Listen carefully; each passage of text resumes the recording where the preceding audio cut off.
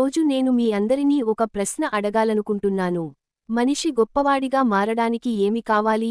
గొప్ప కుటుంబంలో పుట్టాలా? డబ్బు ఉండాలా? పెద్ద చదువులు ఉండాలా? సమాజంలో గుర్తింపు ఉండాలా? ఈ రోజుల్లో చాలామంది ఒక మాట చెబుతుంటారు. అయ్యా, మా పరిస్థితులు అలాంటివి. మాకు అవకాశాలు లేవు. మా ఇంట్లో ఎవ్వరూ సహాయం చేయలేదు. మా జీవితంలో అదృష్టం కలిసిరాలేదు. ఇలా అనుకుంటూ చాలామంది తమ జీవితాన్ని తాము చిన్నదిగా చేసుకుంటారు. కానీ భాగవతం ఒక అద్భుతమైన వ్యక్తిని మన ముందుకు తీసుకువస్తుంది. ఆయన పేరు నారదుడు. ఈ రోజు మనం దేవర్షి నారదుడిగా చూస్తున్న ఆ మహానుభావుడు జన్మతః దేవర్షి కాదు, స్వర్గం నుండి నేరుగా దిగివచ్చినవాడు కాదు. ఆయన కూడా ఒక చిన్న బాలుడే. అది కూడా ఒక సాధారణ కుటుంబంలో పుట్టిన బాలుడు. ఇప్పుడు వినండి, ఈ కథ మీ జీవితాన్ని మార్చగలదు. ఒకప్పుడు ఒక చిన్న బాలుడు ఉండేవాడు. అతని తల్లి ఒక సేవకురాలు. పెద్ద సంపద లేదు, పెద్ద కుటుంబం లేదు, పెద్ద విద్య లేదు, సమాజంలో పెద్ద స్థానం లేదు. ఈ రోజు మనం చెప్పుకునే అన్ని అవకాశాలు అతనికి లేవు. కాని అతనికి ఒక గొప్ప అదృష్టం ఉంది. అది డబ్బు కాదు, అది అధికారం కాదు, అది మహాత్ముల సాంగత్యం. సోదరులారా, మన జీవితంలో మనం ఎవరితో తిరుగుతున్నామో అది మన భవిష్యత్తును నిర్ణయిస్తుంది. మంచి స్నేహితులు మనల్ని పైకి తీసుకెళ్తారు, చెడు స్నేహితులు మనల్ని కిందికి లాగుతారు.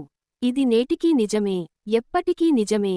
వర్షాకాలం వచ్చింది, చాతుర్మాస్య కాలం. దేశమంతా సంచరించే మహాత్ములు ఒకచోట నివసించడానికి ఆ బాలుడి ఇంటికి వచ్చారు. ఆ బాలుడు వారిని చూస్తూ ఉండేవాడు. వారి మాటలు వినేవాడు, వారి సేవ చేసేవాడు, వారికి నీళ్లు తెచ్చేవాడు, వారి పాత్రలు శుభ్రం చేసేవాడు. ఎవరూ చెప్పలేదు, ఎవరూ బలవంతం చేయలేదు, తనంతట తానే చేసేవాడు. ఇక్కడ ఒక గొప్ప రహస్యం ఉంది. ఈ ప్రపంచంలో గొప్పతనం సేవతో ప్రారంభమవుతుంది, అహంకారంతో కాదు, సేవతో. ఈ రోజుల్లో చాలామంది అడుగుతారు, దేవుడిని ఎలా చేరుకోవాలి? భాగవతం చెబుతుంది, ముందు మంచి వారిని చేరుకో, మహాత్ములను చేరుకో, సత్సంగాన్ని చేరుకో, దేవుడు తరువాత వస్తాడు. ఆ బాలుడు మహాత్ముల సేవ చేస్తూ ఉండగా ఒకరోజు మహాత్ములు తిన్న ప్రసాదంలో కొంత భాగం అతనికి ఇచ్చారు. అతను భక్తితో స్వీకరించాడు. ఆ రోజు నుండి అతని జీవితంలో మార్పు మొదలైంది. గమనించండి, ఇది కేవలం ఆహారం కాదు, ఇది కేవలం ప్రసాదం కాదు, ఇది కృప, ఇది అనుగ్రహం.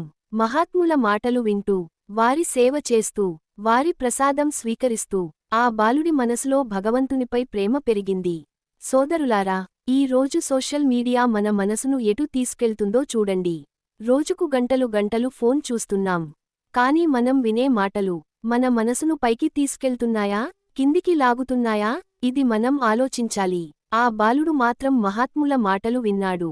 వారి జీవితాన్ని చూశాడు, వారి భక్తిని చూశాడు. ఆ ప్రభావం అతనిపై పడింది. కొన్ని నెలల తరువాత మహాత్ములు వెళ్ళిపోయారు. కాని వారు ఒక గొప్ప బహుమతిని ఇచ్చి వెళ్లారు. డబ్బు కాదు, బంగారం కాదు, భగవంతుని స్మరణ. అక్కడినుంచి ఆ బాలుడి జీవితం మారిపోయింది. అతను ఒంటరిగా ఉన్నా భగవంతుని గురించి ఆలోచించేవాడు, నడుస్తూ ఉన్నా భగవంతుని స్మరించేవాడు, పనులు చేస్తూ ఉన్నా భగవంతుని పేరును జపించేవాడు. ఇప్పుడు నేను మీకు ఒక ప్రశ్న అడుగుతున్నాను. మీ జీవితంలో మీరు ఎవరి మాట వింటున్నారు? మీ మనసును ఎవరు ప్రభావితం చేస్తున్నారు?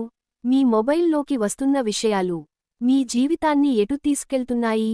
నారదుని జీవితంలో మహాత్ములు వచ్చారు, మన జీవితంలో కూడా సత్సంగం వస్తుంది. ప్రశ్న ఒక్కటే, మనం స్వీకరిస్తామా లేదా వదిలేస్తామా? వచ్చే భాగంలో ఆ బాలుడు తన తల్లిని కోల్పోయిన తరువాత ఏమైంది? ఒంటరిగా అడవిలోకి ఎందుకు వెళ్లాడు? అక్కడ భగవంతుని దర్శనం ఎలా పొందాడు? దేవర్షి నారదుడిగా మారే అసలు ప్రయాణం ఎలా ప్రారంభమైంది? అది తెలుసుకుందాం. జై శ్రీకృష్ణ.